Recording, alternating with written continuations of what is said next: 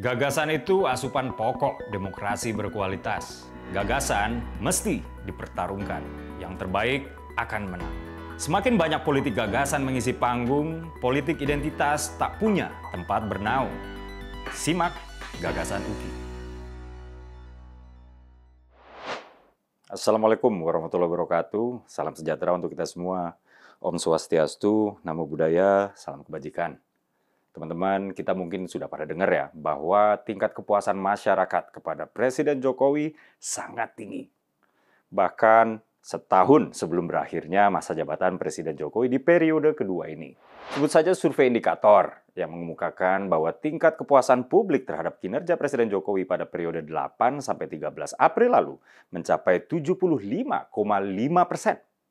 Sementara Lembaga Survei Indonesia atau LSI mengatakan bahwa tingkat kepuasan publik terhadap Presiden Jokowi di periode bulan April berada di poin 82%. Nah, tingginya approval rate terhadap kinerja Presiden Jokowi ini tentu bukan tanpa alasan. Sebut saja kenaikan nilai tukar barang terhadap mata uang atau inflasi yang sangat terkendali, bahkan cenderung rendah. Pada bulan April, inflasi berada di bawah 5%, yaitu 4,33%, turun dari bulan sebelumnya, yaitu 4,97%. Nah, kalau harga-harga terkendali begini, kata mentor politik saya, wajar aja dong publik jadinya puas. Bahwa ada 8 dari 10 orang Indonesia puas terhadap kinerja pemerintahnya, ini adalah sesuatu yang sangat fenomenal. Tapi bukan soal kepuasan publik ini yang saya mau bahas. Walau sesuatu yang saya mau bahas ini masih terkait dengan kinerja dan komitmen politik Pak Jokowi. Teman-teman, pada Jumat 12 Mei lalu, Partai Solidaritas Indonesia atau PSI meluncurkan sebuah gagasan yang disebut Jokowisme. Pada akun Twitternya, PSI mengatakan bahwa Jokowisme adalah sebuah paham progresivitas Indonesia menuju sebuah negara bangsa yang maju, berkeadilan, dan berdaulat dalam makna yang sesungguhnya. Cuitan tersebut disertai dengan gambar yang ada wajah Presiden Jokowi yang di bawahnya terdapat tulisan Jokowi tumbuh bersama kekuasaan. Ia tak lagi sekedar presiden, tapi menjelma menjadi sebuah gagasan, ide besar tentang Indonesia yang hebat, Indonesia yang maju, tanah air yang membanggakan. Itulah Jokowisme. Sontak gagasan Jokowisme ini bikin partai-partai antitesis Jokowi seperti kebakaran jenggot. Dikutip dari kantor berita Detik.com, Kamhar Lakumani dari Demokrat bilang, pernyataan gagasan Jokowisme sendiri sebenarnya sudah mengundang polemik dan kontroversi. Bagaimana mungkin mempresentasikan gagasan Jokowisme, sementara Pak Jokowi dalam benak publik terbaca sebagai pemimpin yang tak memberi ruang diskursus dan minim gagasan, kata Kamhar. Sementara Mardhani Alisera dari PKS bilang, Jokowisme ini berbahaya. Katanya, kebesaran seorang pemimpin tidak dinilai dari zamannya. Bahaya jika ada pujian berlebihan pada pemimpin yang berkuasa. Menurut Mardhani, gagasan Jokowisme bisa memunculkan kecenderungan yang absolut, sebab membenarkan semua kebijakan. Dia mengatakan di era demokrasi saat ini semuanya perlu diperkuat dengan cara dikontrol dan menjaga keseimbangan. Nah, Nasdem juga nggak mau kalah. Masih dikutip dari Detik.com, Partai Nasdem menilai adanya gagasan Jokowisme yang dicetuskan PSI bisa berdampak tidak sehat terhadap demokrasi. Waketum Nasdem Ahmad Ali bilang, itu berdampak tidak sehat di alam demokrasi. Bahwa tidak ada yang sempurna, ketidaksempurnaan itu membuat kita selalu melakukan evaluasi dan perbaikan.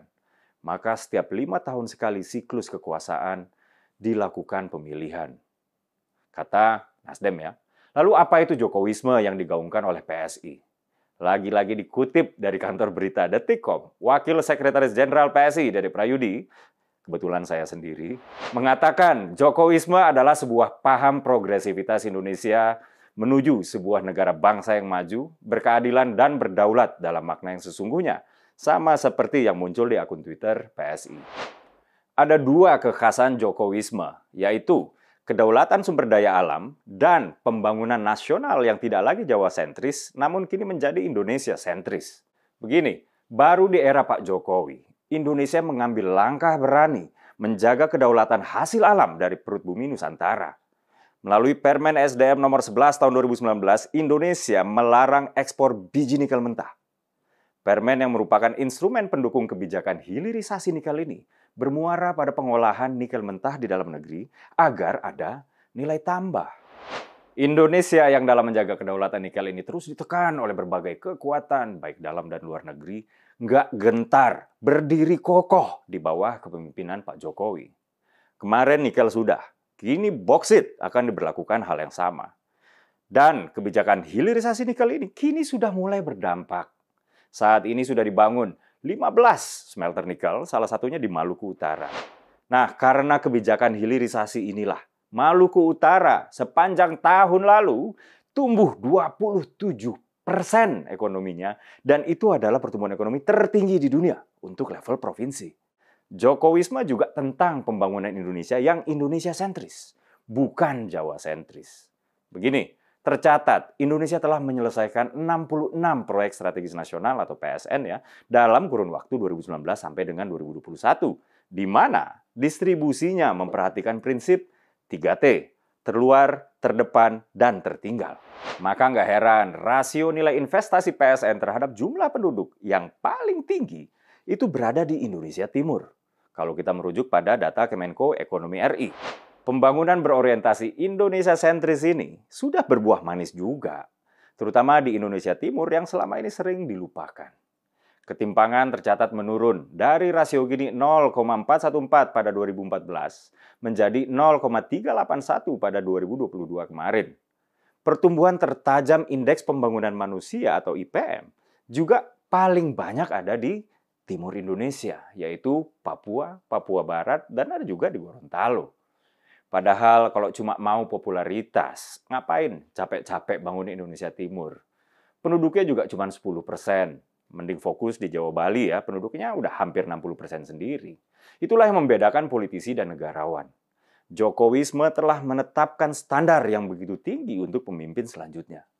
Dengan menggaungkan Jokowisme, kita berarti menginginkan Indonesia dipimpin oleh negarawan, bukan cuma politisi. Jadi, kamu mau ikut PSI gaungkan Jokowisme atau ikut Nasdem, Demokrat, dan PKS yang ketakutan dengan Jokowisme? Saya Dedek Prayudi. Wassalamualaikum warahmatullahi wabarakatuh.